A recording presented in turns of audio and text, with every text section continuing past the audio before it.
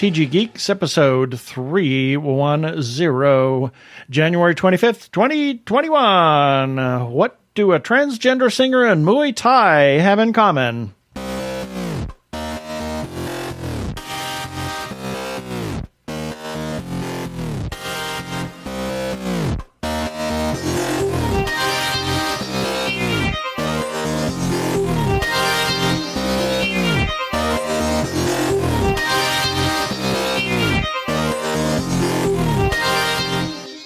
Hello and welcome to another webcast from tggeeks.com, where Ben and Keith, the Two Gay Geeks, talk about all aspects of geekdom and nerdery, sci-fi, comics, film, horror genre.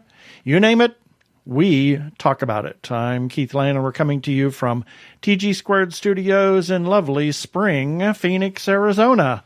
And I'm Ben Raggington, also coming to you from, is it spring? I mean, because it's so gray out there here in Phoenix, Arizona. I know, it's been gray and drizzly. Drizzly the other day. And, yeah. But actually warm. We have a cloud cover, so it's keeping all the heat in. Yeah, it was kind of nice the other day. It was like 75, 76, 78. Yeah, and mid-70s. Then it dropped to 68 and it was cold. Oh, how dare it. I know. Let's get on. Curse you, Mother Nature. Curse you, Mother Nature! Prepare for hyperdrive.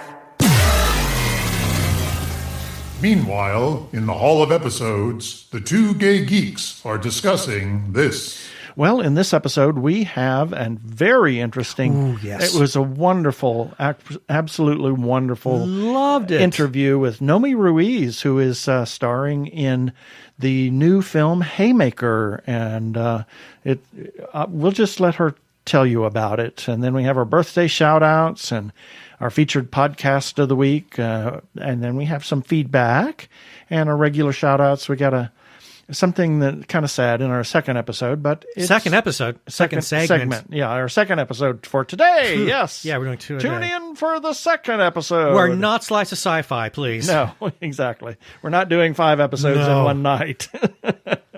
Anyway, and then we have our weekly recap and our regular shout-outs. So let's get on with the interview.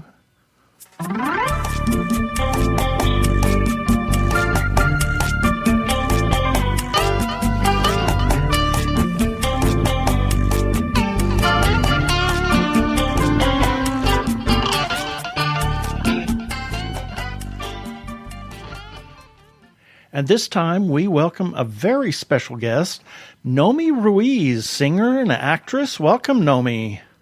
Hi, thanks for having me. Yeah. So this is really exciting because you have a new film that's coming out. But before we talk about that, let's talk about you. Give us the, as if you were going to the top of the Empire State Building, your bio. It's the slow elevator pitch. The slow elevator pitch of your. I love that. I love an elevator pitch. Yeah. I'm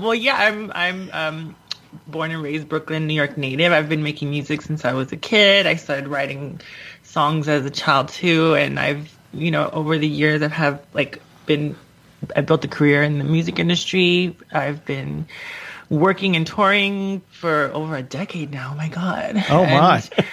I've been mostly, for the most part, just working in music, but this is the first time I'm sort of branching out into acting, and I've been wanting to just expand on my creative outlets and be able to express myself in other ways and tell stories in deeper ways. And so acting came along, this opportunity to be in Haymaker came along, and it was just perfect timing. And so now I'm just expanding my career to acting and singing and writing and all the stuff that keeps people entertained. Wonderful. Well, we were in the city last year in March, just before they closed the city down. And we were going to go over to Brooklyn, but, we just thought, well, that's probably a little longer train ride than we want to with a bunch of people. So yeah, we got a little nervous. But they closed everything. I mean, we were there for the opera, and they closed the opera, and then they closed Broadway, and then we flew out Sunday, and then like Monday or Tuesday they closed the city.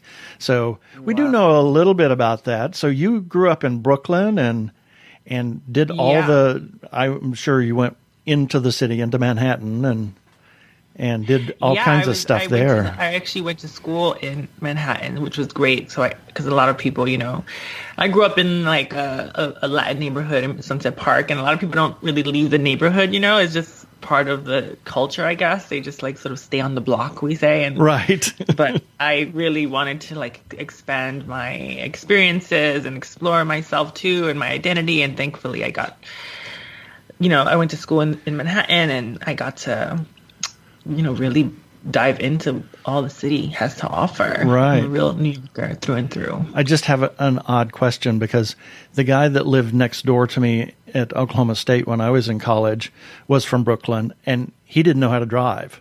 He didn't have a driver's license. Yeah. Same. Yeah, I don't even have my permit.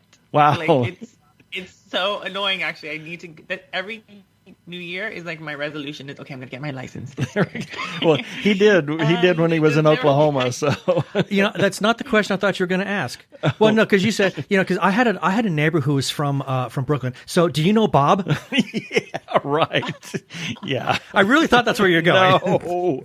Anyway, so that is just a really fascinating time that you've had growing up and being surrounded by so much entertainment and doing those types of things. And then you're breaking into the movie. Tell us about this movie that and how did you come across Haymaker, or how did Haymaker come across you, and why did you feel it was such maybe a great fit for you to expand your creative outlet?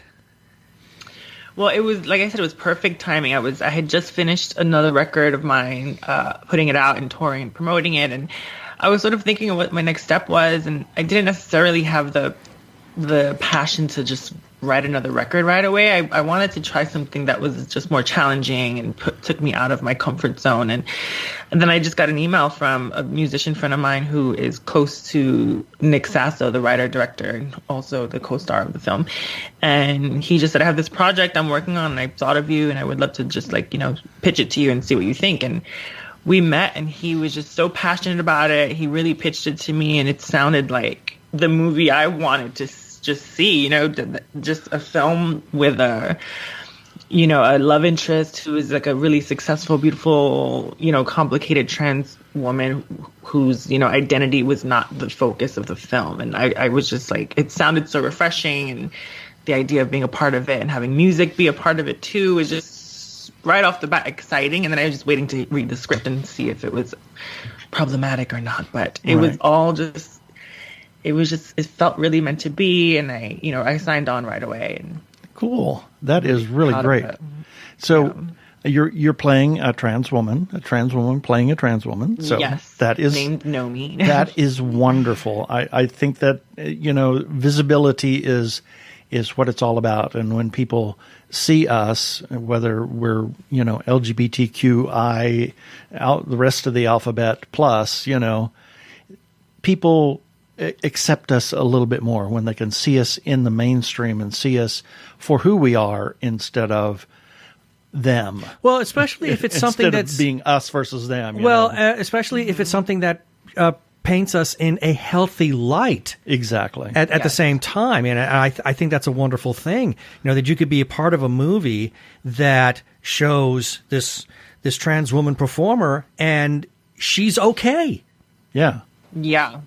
Yeah, it's exciting. I think for a lot of people, their point of reference for anything cultural is film and TV. Like not everyone's traveling all the time and meeting people and diving into cultures. I think, film is really an educational point for a lot of people that don't have access to, the rest of the world or live in a big city where it's really diverse. So I think it is really important for us to represent ourselves authentically and to use it as a way to just, broaden people's minds. And I think, me growing up, I never saw a successful, trans woman who was in the music industry at all. I just sort of paved my own way, thankfully. And I'm hoping that, putting this image out there and this story out there, other people will see it and be like, wow, I can do that too. It's important as kids when we're looking outside of the world, we want to see ourselves reflected back to us. So yeah, and you just said something that occurred to me.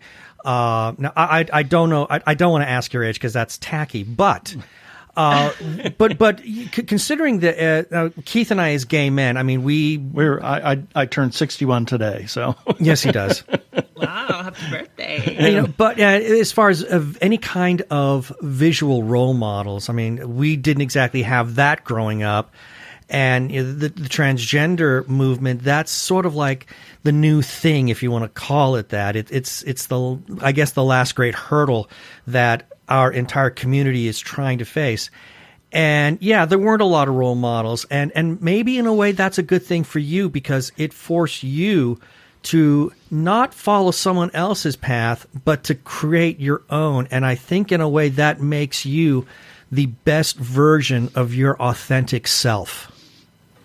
I love that. I do agree. I do think it's important as a creative to sort of stay in your own universe, as you say. I remember I was asking a friend of mine who's a producer. I said, what music should I be listening to influence me? And he's like, listen to your own music and just don't listen to anything else, and just be inspired by yourself to create something that's really authentic and really unique as well. Right. Yeah. So, with having done this movie, I mean, what was your takeaway from it in terms of an experience? I mean, I don't know how big your role is. I suspect that it's sizable. I mean, Nick Sasso is the star, as you pointed out. But I would imagine that, I mean, I would think you had a sizable part. I would hope you did.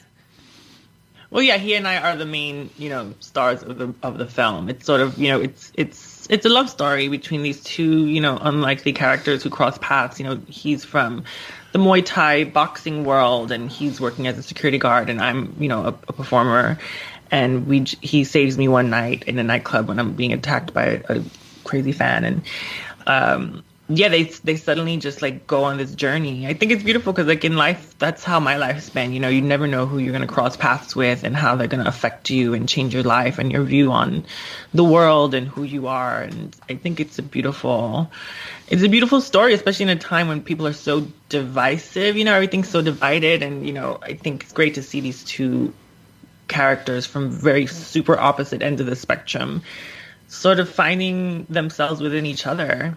Mm-hmm. And, I mean, I don't know, not your takeaway, but how did you enjoy the movie making experience?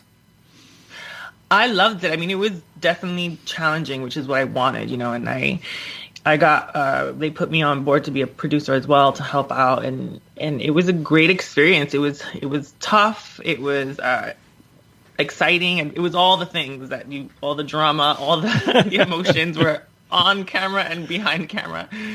But I learned so much about myself too as an actress. Acting for the first time in a feature film was really therapeutic. I didn't, it was tough. I have a new respect for, actors, because it was tough for me to sort of turn my emotions on and off, since the character was so close to home. So I would like pull from my life experiences, and then, when the cameras yelled cut, it was hard for me to get out of that space. Mm-hmm. That's something I'm learning as an actress how to like, evoke certain emotions and then put them back where they belong. Stuff them back in. Yeah.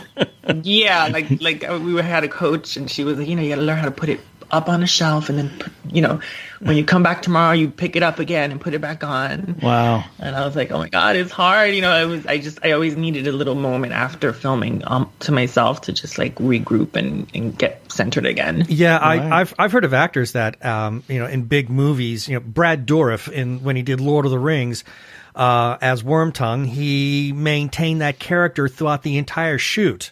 He never broke character. Yeah.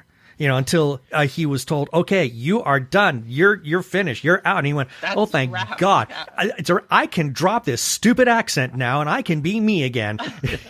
So for people who actually, who are able to turn it off at the end of the day, mad props, because that's a hard thing to do. Yeah, it was tricky, especially like we used our real names, and we used our real, we used our careers and as a backdrop. And so it was hard. It felt really like, visceral, which I think was great for the end product. We got something that feels really authentic.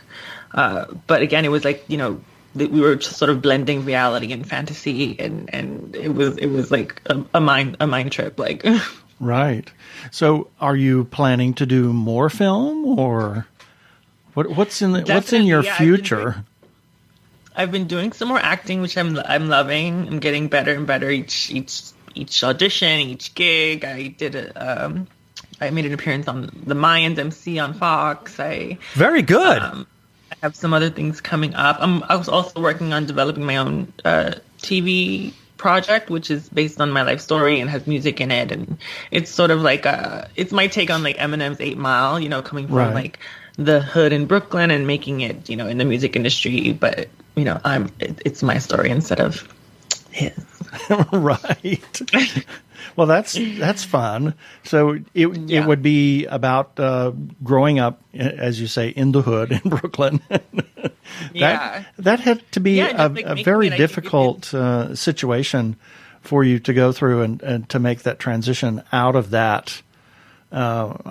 I don't know that it ever leaves you, where you grew up, because a lot of where I grew up in northeastern Oklahoma, and I'm a hick at heart, really. But I love that. Yeah. I want that T-shirt. Exactly. Well, I can be. Yeah, hood at heart. I am hood at heart, and I always will be. And that's sort of the premise of the project that I'm working on. It's like, that saying, you could take the girl out the ghetto, but you can't take the ghetto out the girl, kind of thing. Well, but there's something also about New York City in of itself. I mean, my mom's from South America, but when she first immigrated to the States, she lived in New York City. She lived in Manhattan for a number of years before moving to California, and she said that those years in New York City were her favorite. And having visited the city twice now, I can certainly understand it. I mean, it has its own ethos, if you will. Yeah, and I think definitely. That New York City is a life form unto itself, and I think that it's in your blood, and I don't think that ever leaves you. Right. Yeah, no, it doesn't. And then there's also all the characters that you cross paths with in your life there. It's like, that's what the beauty of New York is. You could just like leave your house to go to the grocery store, and suddenly you're like in a whole situation you never expected. You wind up popping on a train and going to a whole nother neighborhood with a whole other culture, with a whole other language, with a whole other type of food, and it's that's the beauty of the city. Which and that's just 3 blocks over at times, because you have access to so much, to really tame yourself in the city. Yeah, and that's just 3 blocks over. Exactly. That's the interesting thing about the city is you can go just several blocks either way, and the whole culture changes. I mean, everything changes. Mm-hmm. And, like where I grew up in Sunset was like, a block over, it's like a Mexican neighborhood. Then there's like Puerto Rican, Dominican. Then a block over is the Jewish neighborhood. Then 2 blocks down is like the Arabic neighborhood. And then there's the Chinese neighborhood. It was like the center of all these cultures, which I love. And I that's something that, I take it for granted sometimes when I travel and I go to other countries and other cities. I'm like, oh, okay, now I get it. This is what New York has that a lot of other places don't. Yeah, right? It's arguable that New York City is the center of the universe. Well, true. And, yeah.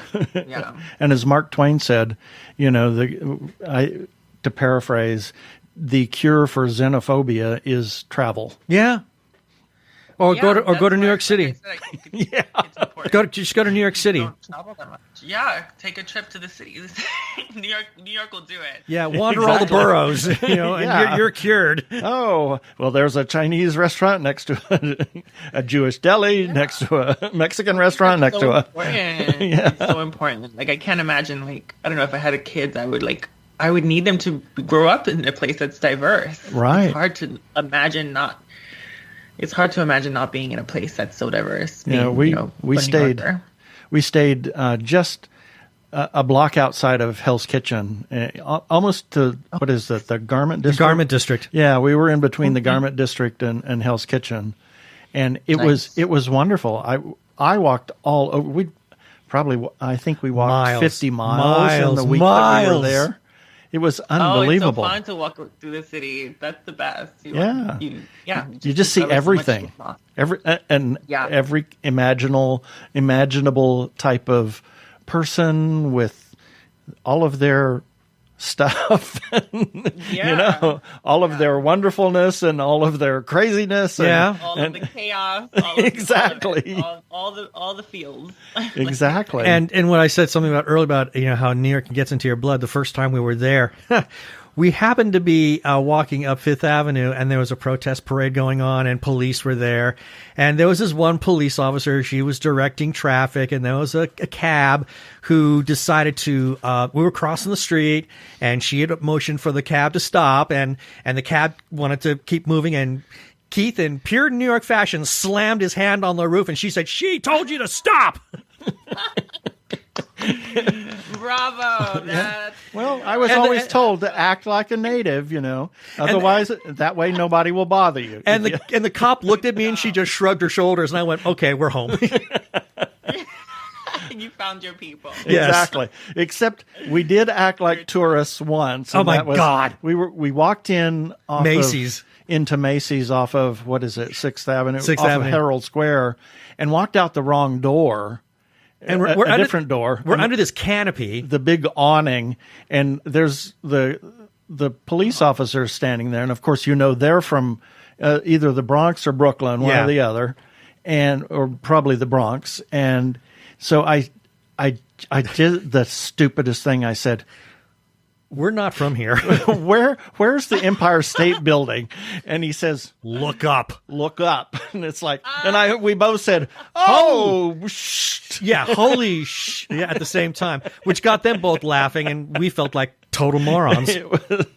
That's funny. That's also very New Yorker though, because they always say, like, for New Yorkers, never look up. We're always like in the city looking at the ground, looking at where we're going, and then they're like, "Wow, look up into the sky!" Like, well, no, you can't, because there's all these people that are walking around, and if you're not paying attention, you're going to run into any one of them. Exactly, like overstimulation. Like, so a friend of mine came to visit me from another country, and I took him. We took the train, and I forgot it was rush hour. Oh and dear! He had, like, a panic attack, and we had to get off the train. Oh my gosh! I forget this is not normal for a lot of people. Yeah. Wow. Well, the train is, and I did the dumb thing. I love to talk to people, and I talk to everybody on the train, and everybody's kind of giving me these sideways glances. But a lot of people did talk. I mean, there was one gal, she had a cat that she was adopting, and she had him with her, and and somebody was going to practice. They had their violin case, and I was talking with them, and so it was just, if there's something interesting, I'm going to talk. That's cute. I love that. Yeah. We're running up against the time, and this kills me, because I think that we could talk to you for another hour. I mean, you're so engaging, and you've got such wonderful insights. But since we can't, let me ask you this. How can people find you? Do you have a social media presence? Be it Twitter, Facebook, MySpace even, or Instagram? Oh How my can God, I miss MySpace. I know, don't we all? How can people learn more about Nomi Ruiz? Yes, just Nomi Ruiz. I'm easy to find. I'm usually under that tag name. And then I have my website, nomiruiz.com, where all my social media handles, links to them are right there in one place. And watch Haymaker. It comes out on Friday the 29th. And the single from Haymaker that I released called Like a Ghost is out now. So stream it. Yay. We're going to have to go buy that. We're going to have to get it. Well, thank you so much, Nomi, for being with us this time. Oh, it was wonderful talking to you. This is Mark Biaggi, and you're listening to TG Geeks Webcast. Get your geek on. Okay, two things. First, I love Nomi. Oh my gosh, she's awesome, delightful. I just adore her, and I can't wait to finally meet her if we get back to New York. Exactly. And two, the great pause needs to be over. Oh, does it ever? And two, I've almost forgotten what Mark Biaggi's real voice sounds like. Exactly. And here's a few selected birthdays for January 25th through January 31st, 2021. January 25th, Aya Kamikawa. She was the first openly transgender elected official in Japan when she was elected in 2003. How appropriate. Exactly. How appropriate. I saw her in the birthday list, and I said, okay, we got to mention her. Absolutely perfect. And then Etta James, singer, oh my gosh, woman of color with had a powerful, earthy voice. Oh yeah, her music is still making the rounds in soundtracks. I mean, even there was something I saw just recently. When it crosses into all forms of pop culture, you end up with something that will stand the test of time, and her music definitely does that. Absolutely. And an interesting thing for the career that she was in and the things that she did, she was married to the same man for 1969 until she died in 2012. Wow. You know, that's two awesome. Sons. I mean, the music industry is, I mean, my gosh, notorious for running through people. Oh, yeah. But she sadly died of complications of leukemia. Oh, what a shame. Yep. Just a couple of days short of her 74th birthday. And January 26th. Whoops. Whoa. We're still on the 25th. A bunch of friends. Yeah, we can't miss these people. Katie Salidas and Steve K, Craig Stepp of Technorama, and Jeannie Koch. Oh my goodness. One of our favoritist authors. One of our favoritist people, period. Favoritist peoples, period. I mean, she's been on the show more than any other. She has. I mean, well, Katie Edwards is about to catch up to her, though. That's true. Yeah. He's really on her heels right now. Exactly. But at least Jeannie has the status of being our very first interview, and we just had her on our anniversary show. Exactly. So all kinds of neat stuff, as well as being a wonderful author and just a wonderful person across many genres. Yes, and just being great behind the microphone. Exactly. Now, January 26th, Ellen DeGeneres, actress, a comedian. She was Dory in Finding Nemo. Actually, it should be said that Dory was Ellen DeGeneres. Dory was, yes, actually, that's true. The interesting thing was that after she came out on her show, the Ellen DeGeneres I remember show, that. Or Ellen, she, for about 3 years, she couldn't find any work. And then Andrew Stanton asked her to be Dory, and that launched her career again, relaunched her career. So she didn't have her talk show? Not at that point. Really? No, because I remember after the fact. Because I remember when Finding Nemo was about to come out, or had just come out, she had Allison Janney. Well, on her show. You know how long it takes to make those films. So that's true. Yeah. And before she even became famous, she was a paralegal, a vacuum salesperson, and a waitress. And as an animal activist. And despite some of the negative press recently, she has done some real good in the world, in our community. Yes, she has. For our community, for the world, for other people, so sometimes, things, and she's trying to make an honest effort to acknowledge that and move on, and I hope that the public lets her. Then we have Jacqueline Dupre, a cellist. She was at one time considered one of the greatest cellists of the 20th century, and sadly, her career was cut short at the age of 28 by multiple sclerosis. Oh no! We need a cure for that awful thing. Exactly, or some reasonable, really good therapy. treatment. Exactly, some kind of treatment that can at least allow you to live with that thing and function. Exactly. And then Gustavo Dudamel, he's a Venezuelan conductor and violinist, is the music director for the Orquestra Sinfónica Simón Bolívar and the Los Angeles Philharmonic. Right. Yes. That thing. Yes, that thing. It plays in Disney Hall. Exactly. And then we have a friend of ours, Angelo Dell'Aquila. Happy birthday, Angelo. January 27th, Wolfgang Amadeus Mozart, prodigy, composer. Oh my God! What do you have? What do you say? Wrote over 600 works. My God, he was composing when he was 6, if not earlier, at the age of 4. Yeah, because I sang one of his very earliest religious works, and it was a Kyrie. Yep. And I think that one was at 6, but it might have been at 6, and it was amazing. I mean, it's a very simplistic piece. But when you consider that a 6-year-old wrote that, I mean, it's quite surprising. I mean, it's better than anything I could write. Yeah, he was plucking out thirds, on the piano at the age of 3 or before, and just loved it. And then his father Leopold took him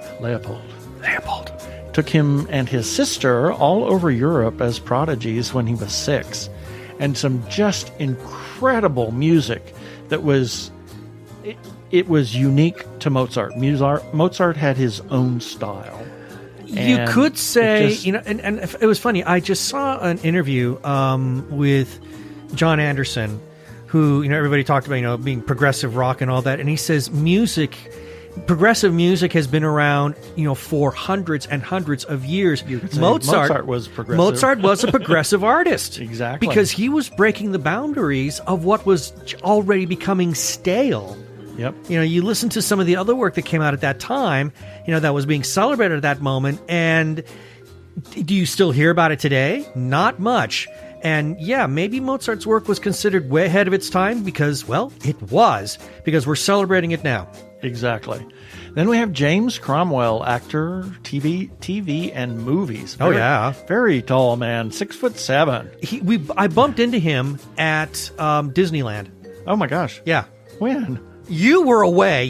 Not away. You had gone to do something, like go to the bathroom, whatever, and he walked by me. Oh my gosh. And I'm like, Terry Farrell, James Cromwell. Yeah. Well, Terry Hatcher. Or Terry Hatcher, though. Yeah. And oh my gosh. Ed Begley Jr. was another one I bumped into, as well as some other actress from the series Earth 2. I keep bumping into these people when we go to Disneyland. And you're never there, which is just so sad. But James Cromwell, I was like just stunned at his height. Yeah. He is the only actor to utter the words Star Trek on Star Trek. That's correct. And First Contact. So your people are all some sort of Star Trek type of thing. Yeah. And he's been arrested numerous times. Oh, yeah. He's quite the activist. Liberal causes. Yeah. He is really the activist, and I love him. Exactly. Nick Mason. Pink Floyd. Drummer for Pink Floyd. The only member of the band since 1965 to appear on all the albums. All the Pink Floyd albums. That is correct. He's the only one who's been on all of them. Yep. And then we have Dee Astle. Happy birthday, Dee. January 28th. Elijah Wood, actor. He was Frodo in Lord of the Rings. Yep. He's done many, many other things. He founded a record label in 2005 because he just loves music. He said he has more CDs than there's a bonus, are imaginable. Yeah, he's got this book of CDs that he brought with him when that he would always carry with him in the makeup trailer, and he would play just whatever he could just find, and it was insane. Interesting thing, he bought a house in Austin, Texas, and lives there now. So. And then we have Artur Rubinstein, Polish pianist, born in 1887, died in 1982, was acclaimed as one of the greatest pianists of all times. Mm-hmm. In 1937, he started a tour of the U.S. and never left. Oh, my. Became a citizen in 1946. Guess he liked it too much. Really a great pianist. Oh, yes. You have to look up some of his works. He was the preeminent interpreter for his Chopin. Day. Absolutely. Yes. So, and then we have former coworker of mine, Barb Miller. Happy birthday, Barb. And then Kevin Batchelder. January 29th, Oprah Winfrey, actress, talk show hostess, billionaire. Yeah. First woman of color, or first woman to become a billionaire, and first woman of color to become a billionaire. Mm-hmm. First woman to produce and own her own talk show. Interesting thing was, she was sued by some cattlemen who claimed she had defamed beef on her show. So, she had to move her show to Amarillo to record episodes during the trial. Oh my goodness. Yes, because it was a lengthy, drawn-out trial. I have a funny feeling it was proven that she did not libel. And I'm willing to bet that it had more to do with the fact that she was trying to diet and lose weight, and beef got somehow misrepresented in that. Yeah. But she's just, and she's a great actress, too. She is at that, yes. I loved her in Color Purple. Yep. And then Adam Lambert, American Idol winner, singer, out gay man. Did he actually win American? I don't think he won American Idol. No, he placed. I think because that's. I thought it. I don't believe he won. I don't believe he won because that is the unusual thing. Usually, the winners of American Idol go nowhere, but the people who are runners up are the ones that have the most outstanding careers. And because Brian May happened to be one of the celebrity judges on American Idol, and they were doing music of Queen. Adam sang Bohemian Rhapsody, and that got Brian's attention. Yeah. So now it has become Queen plus Adam Lambert, and we've seen him twice. Twice now, and holy smokes, I love Queen plus Adam Lambert. I mean, they are fantastic. It's incredible. You were so jazzed after that first time we saw them. Oh my God. You were like, okay, where else are they playing? Let's see, can we fly there? Can we do another one? Can we fly to Michigan? Yeah, exactly. And then turn around and come back? Exactly. And he grew up in San Diego, too, as a matter of fact. And then, let's see, Tommy Ramone. Is he the one that at the Hollywood Forever I think Cemetery? That's Marky. Oh. Well, you know I'm going to ask that for every Ramone's I know, for every birthday. Ramone, including Phil Ramone, who's not one of the Ramones. Exactly. It just me being me. I wouldn't want you any other way, honey. January 30th, I got a little discombobulated there. I tickled myself. Yes, you did. January 30th, Gene Hackman, actor, French Connection, and my favorite, The Birdcage. Oh, God, he's wonderful in The Birdcage. I feel like I'm insane. Bridget, bring me some candy. and what's great, and I think I said this last year when we talked about him for his birthday, and that is here he is, he's known for all these action films, French Connection, etc., and then he does Superman the movie, and it's a rather comedic part. And I think maybe he kind of liked it because, I mean, he still did some very serious actiony films after that, but then he started moving into comedy, and he is really good at it. Yes, he is. He was the first choice for Mike Brady on the Brady Bunch. What? Yes. I didn't know that. And for Hannibal Lecter. I knew that. I don't see him as Hannibal, no. He enjoys painting and writing, and he lives in Santa Fe, New Mexico. Oh, how about that? Well, it's a very arts... Well, I can see that. I can see him living there. Yeah. Phil Collins, singer, actor, Genesis, and then his solo career. Yeah. Stopped drumming in, 2009 or something because of a spinal injury. Yeah, he's just not doing well. The last full tour that he did, apparently that's when it happened.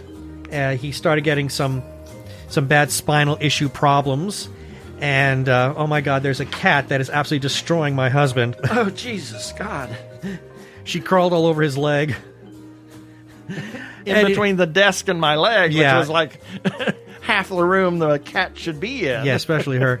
No, but yeah, Phil, by the end of that tour, he had really messed up his back badly, and he was having some serious problems, so he had to have surgery, and the sad result of that is he started having problems holding on to anything. He couldn't grip the drumsticks.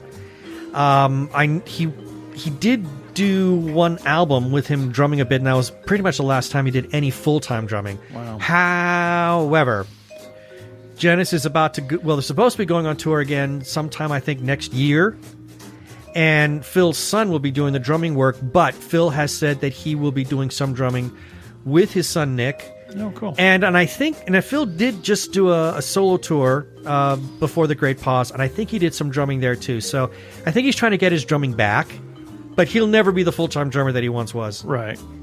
And then we have Facebook friend Ken Schwab and James Alexander, and good friend of ours who was at Disneyland at the Disney Gallery, Lucas Hines. Happy birthday. Who knows what's going to happen after the Great Pause, but happy birthday, Lucas. January 31st, Jackie Robinson. Wow. What do you say? A baseball legend. Who, my goodness, he shattered the ceiling. Exactly. First African-American player to play in the then Major League Baseball. I think they've just recently, it's no longer referred to as the Negro League. They just call it a Major League Baseball now. Yeah. And it's the timing of this is interesting because as of the day that we're recording this, yesterday, which will be Friday, Hank Aaron passed away. Yeah. And he said that his role model was Jackie Robinson. That's wonderful. He won Rookie of the Year in 1947 and played 6 World Series and helped in the 1955 Dodgers win, and was an influence on the civil rights movement because of his stance on nonviolence. At first black vice president of a major corporation, and he helped start the First National Bank in Harlem, I believe. So, first black-owned bank. And then we have Connie Booth. Wait a minute. Oh, yeah, you're right. I'm sorry. I went ahead this time. Connie Booth, actress. She was the witch. I am not a witch. I am not a witch. Ah. Okay. She turned me into a newt. I got better. And she was also Polly in Fawlty Towers. Was once married to John Cleese. Okay. And is now a psychotherapist. After being married to John Cleese, that's the natural course. Of course. Then we have Philip Glass, composer known for his minimalism. Although some of the music is very complex. Extremely. I still, Einstein on the Beach. Holy moly. Akhenaten was Akhenaten. just incredible. I loved Akhenaten. Yeah. That was so good. And a quote from John Van Reen of the Chicago Tribune says, Glass's musical style is instantly recognizable with its trademark churning ostinatos, undulating arpeggios, and repeating rhythms that morph over various lengths of time atop a broad fields of tonal harmony. Yeah. And that style has taken up permanent root in our pop culture sensibility. I would agree with that. And the really cool thing about it is that it does have a melodic structure. Exactly. I enjoy his music. I love his music. Tremendous. And then we have a Facebook friend and author, Trevor Barton. Happy birthday, Trevor. And that's it for the birthdays this time.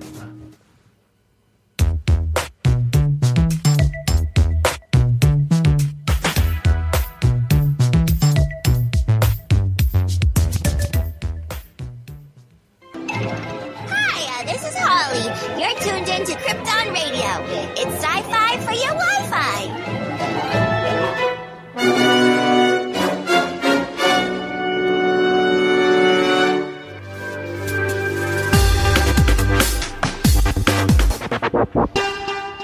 Go give a listen to our friends over at Krypton Radio. At least until they change the name. Yes.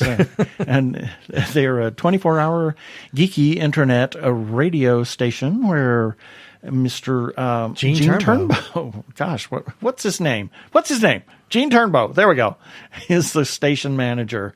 And they're getting ready to change their name to what? A sci-fi radio, I believe. I think sci-fi, which means we need new bumpers. Uh-oh. Yes, we do. We'll have to get on that. I'm Daniel Radcliffe, and I believe that reaching out for help is the bravest thing a person can do. If you are struggling and need support, call the Trevor Lifeline at 1-866-488-7386. It's free and confidential, and trained counsellors are there to listen 24/7 without judgment.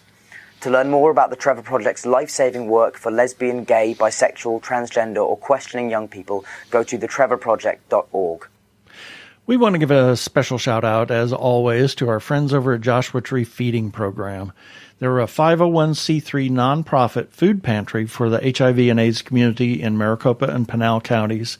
They are a place where clients can select from a wide assortment of nutritional foods to take home. They set it up like a store so the clients can come in and pick what they want so that they are empowered to choose what they want and no food is wasted. It's an all-volunteer organization, but they do have overhead, and they could certainly use your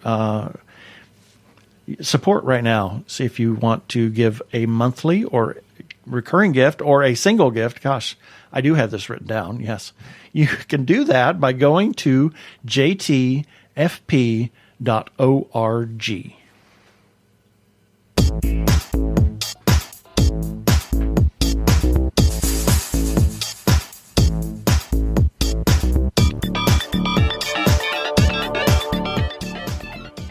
And it is time for some of our listener feedback, and each of the items that generated this feedback, we'll have the links for those in the show notes for this episode number 310 at tggeeks.com. Starting with, regarding TG Geeks episode number 306, first got a comment from Kevin Falconberry, and who is he? He's my cousin's son. There so you he's go. my cousin. Yeah, technically. I think it's he's a cousin. First cousin or second cousin. I think it's cousin first. 52nd cousin. Yeah, something like that. 47th removed. Yeah, pi.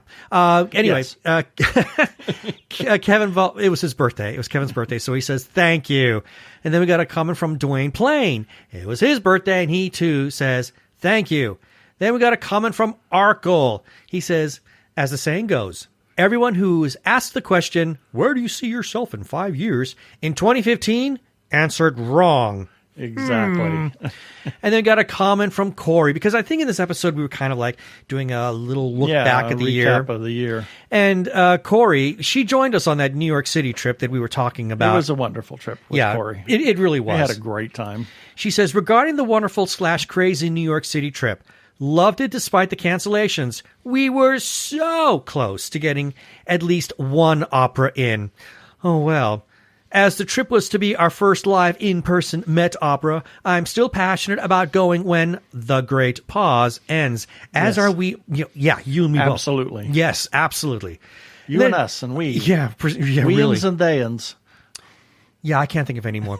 Then moving on, regarding Ben's holiday breakdown, the perfect wedding is the perfect holiday love story.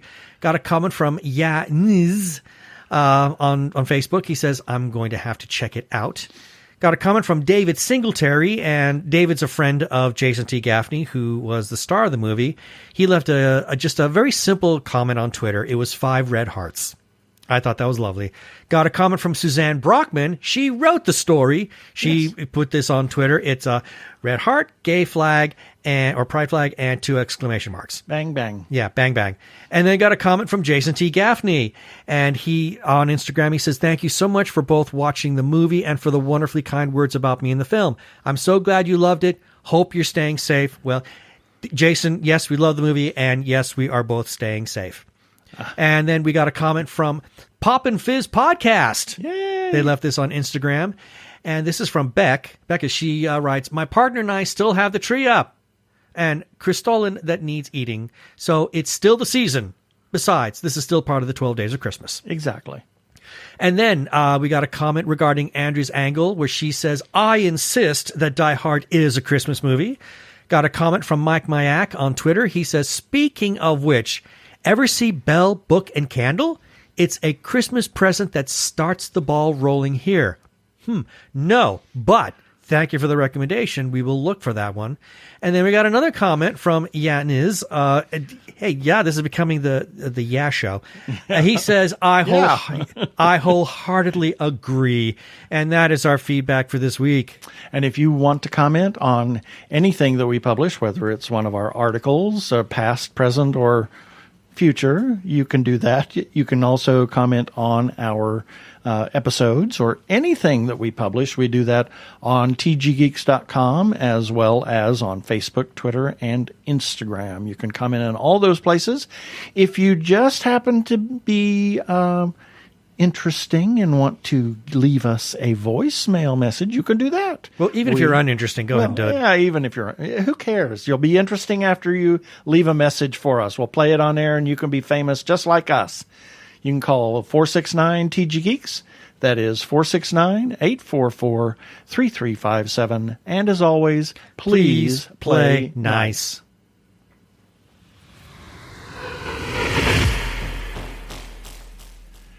Well, as everybody knows, we are huge supporters of independent creators, whether they are filmmakers, comic book artists, writers, or others. We want you to go ahead and take a look at their stuff, whether it's on Facebook, their Etsy pages, their websites, their Instagram pages, their Twitter pages, wherever you find them. Go ahead and chat them up, buy their stuff, talk to other people about them, and buy their stuff. Did I say that right? I believe you did. Buy their stuff. Please consider supporting independent creators. If you are trans or are questioning your gender identity, and if you are in crisis or are feeling isolated and need someone to talk to, or you know of someone in a similar situation, there is a special hotline just for you. The hotline is provided by translifeline.org and staffed by trained counselors who are transgender themselves. The hotline in the U.S. is 877-565-8860. In Canada, it is 877-330-6366. Or you can go to translifeline.org to learn about the important work they are doing. Please reach out for help. You are not alone. Yeah, baby. They're like two gay geeks. They're together, you know. They're two gay guys and they're geeks. Is that okay?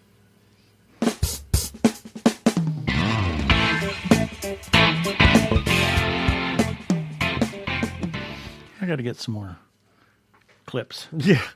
Well, something bad happened. Something very sad. Several. We've had a number of sad things happen in the last couple of days. And just this morning. Yes, just this morning even. But the one that kind of like really jumped out and hit a lot of people hard was the passing of Mira Furlan from Babylon 5. Yes, that was sad. This one really broke a lot of people. The tributes have been gorgeous.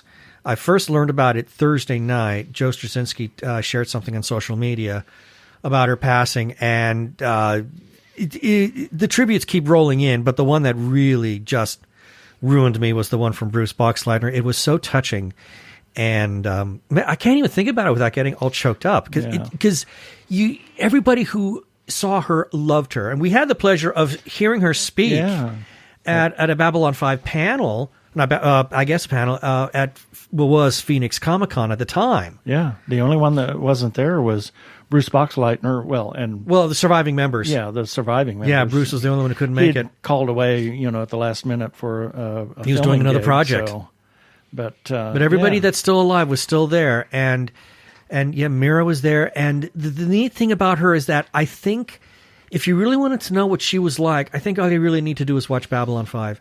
Yeah, because Joe related this really great story when they were first doing the con shows. She was completely she was a fish out of water. Literally, she had no idea what this was all about.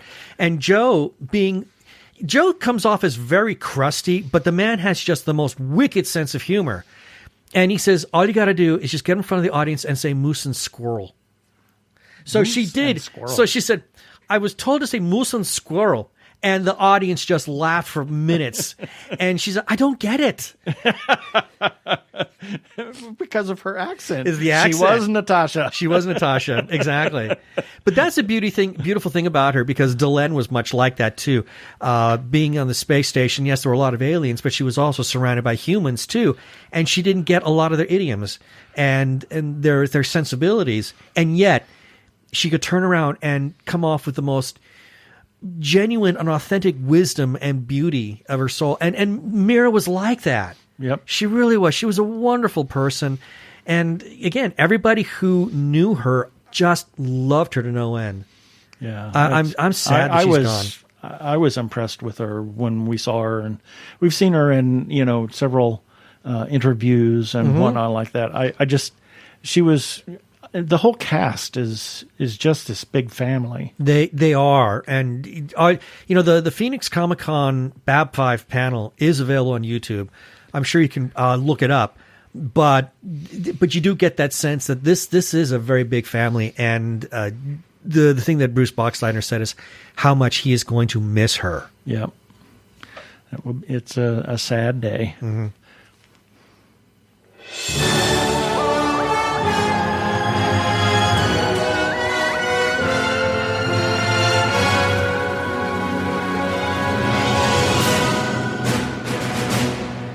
And now it's time for our weekly review. These are all the items that we ran on our website at tggeeks.com this past week, and the links for each of these items will be in the show notes for this episode. All you got to do is just go to tggeeks.com and look up episode number 310.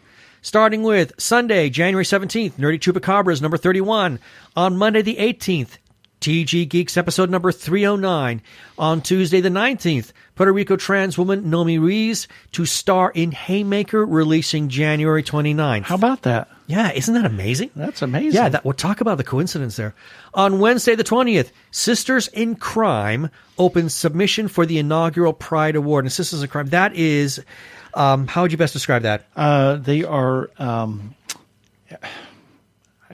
I put you on the spot. You did. You put me on the spot. I wasn't prepared to talk about that.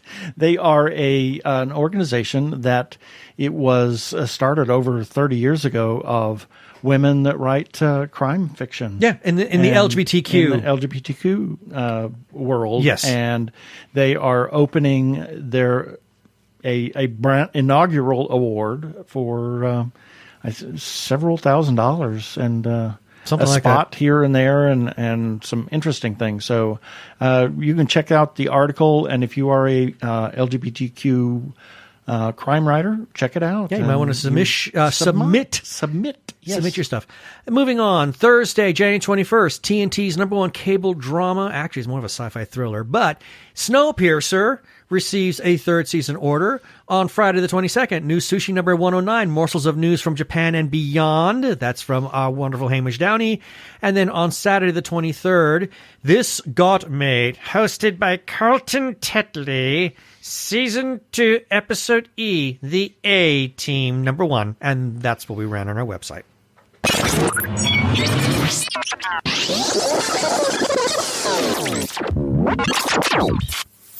Have a couple of shout-outs that we need to make. First, to the Arkle Times Post-Dispatch News for putting out our content from time to time.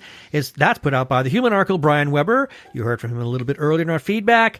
All you have to do to find the Post-Dispatch News is find him on Twitter. Search for Arkle, at ARKLE. And while you're doing that, why don't you head over to YouTube and check out his YouTube channel, Arkle Studios. He's a busy boy. He's a very busy boy. Brian has a number of projects there. His Shameless Cash Grab series, his Rants versus Zombies series. Now that has officially ended, but you can still listen to past episodes. And he also has his game videos of Trick and Treat as well as Star Trek Online. We must also give some shout-outs to a couple of Facebook groups for allowing us to post our episodes and relevant articles on their pages. First to the Gay Geeks After Hours for literally allowing us to share away our content.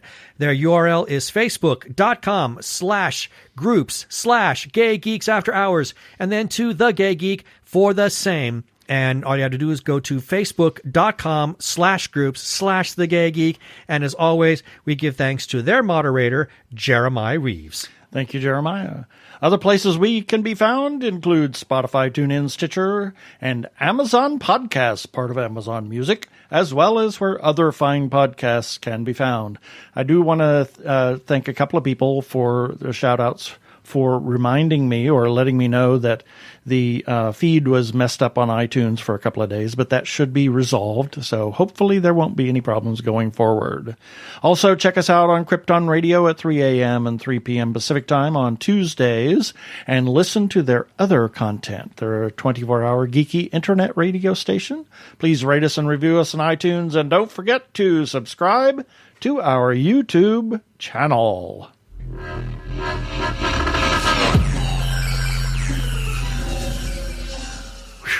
That should do it for this episode of TG Geeks Webcast. Be sure to check out the article for this webcast episode. We're going to have several links on the page of things we talked about. And remember, you can comment on our Facebook page or our website, tggeeks.com. Or you can leave us a voicemail at 469-TG-GEEKS. That is 469-844-3357 from TG Squared Studios. I am Keith Lane. Thanks for listening. Please be kind to yourself and those around you. Stay home, stay safe, and stay sane. Peace. Cheers.